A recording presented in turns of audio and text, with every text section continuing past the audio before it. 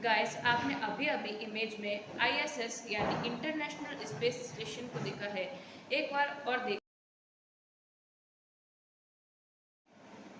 देख लिया एक बार और इमेज।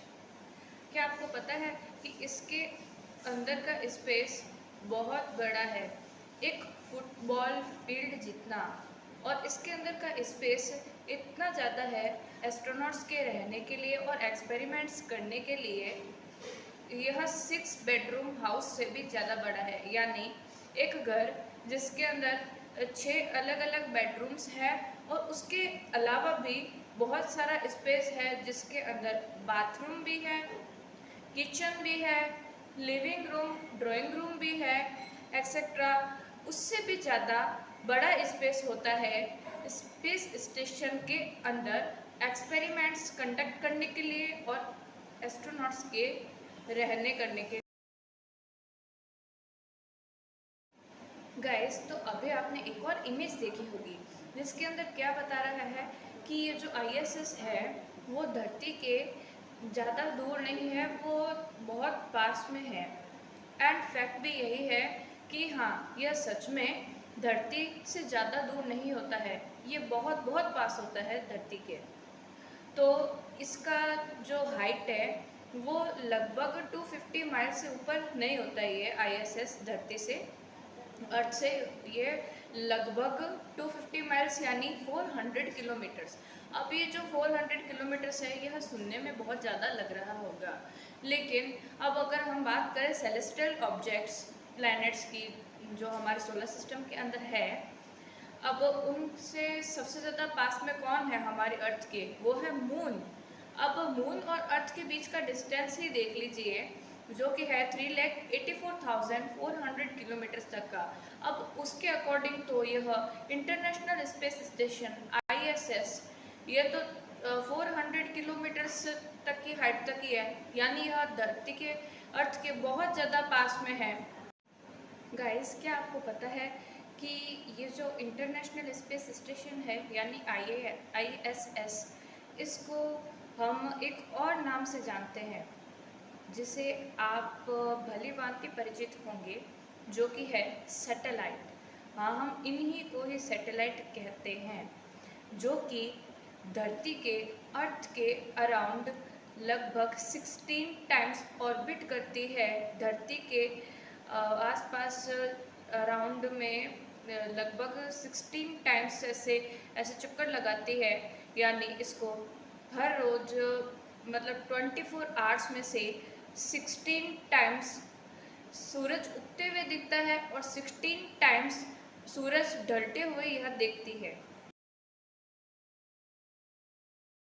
अभी ये जो अर्थ है वो अपने मास के अकॉर्डिंग एक बड़ा सा कर्वेचर बनाती है स्पेस टाइम के ग्रेविटेशनल फील्ड में।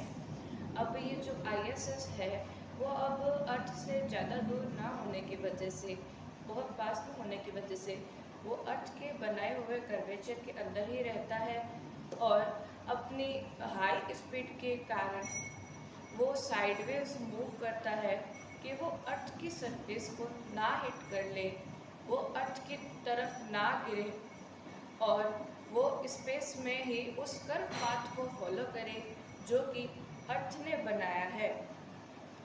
अब उससे क्या कहते हैं हम? ऑर्बिट। और ये जो कर्व पाथ के अंदर रहता है उसकी वजह से ये जो स्पेस स्टेशन है आईएसएस है वो अर्थ की 90% तक की ग्रेविटी को एक्सपीरियंस करता है।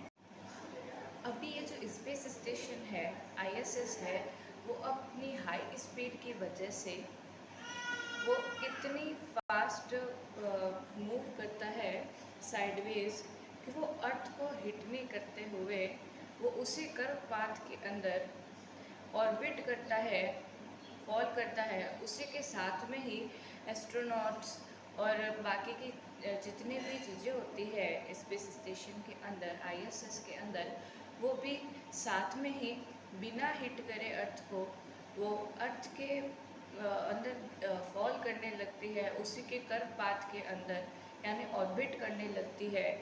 उसी की वजह से हमें क्या लगता है कि वो सभी फ्लोट करते हुए नज़र आते हैं। आप देखिए स्पेस स्टेशन के अंदर किए गए वाटर एक्सपेरिमेंट की video.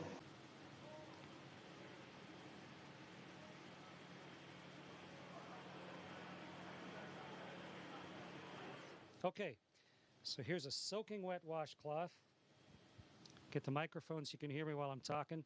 And now let's start wringing it out. It's really wet.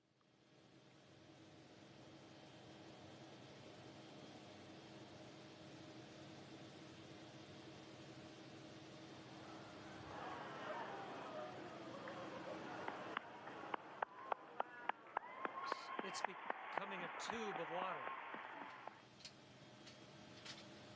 The water's all जैसा कि आपने अभी देखा ही होगा इस वीडियो में कि ये जो वाटर की ड्रॉपलेट्स है वो फ्लोट करते हुए एक दूसरे से स्टिक कर जाते हैं और फिर क्लोथ के ऊपर एक ट्यूब जैसा कुछ फॉर्म कर लेती है, ट्यूब जैसा बना लेती है और एस्ट्रोनॉट के हैंड के ऊपर भी चिपक जाती है।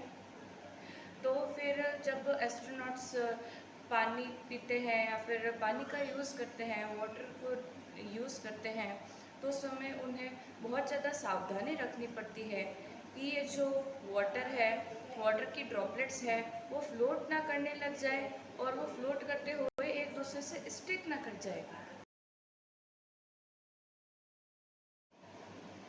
अभी आपने एक इमेज में देखा होगा कि एस्ट्रोनॉट एक्सरसाइज कर रहे हैं। तो वो स्पेस स्टेशन में, आईएसएस में, स्पेस में इसलिए एक्सरसाइज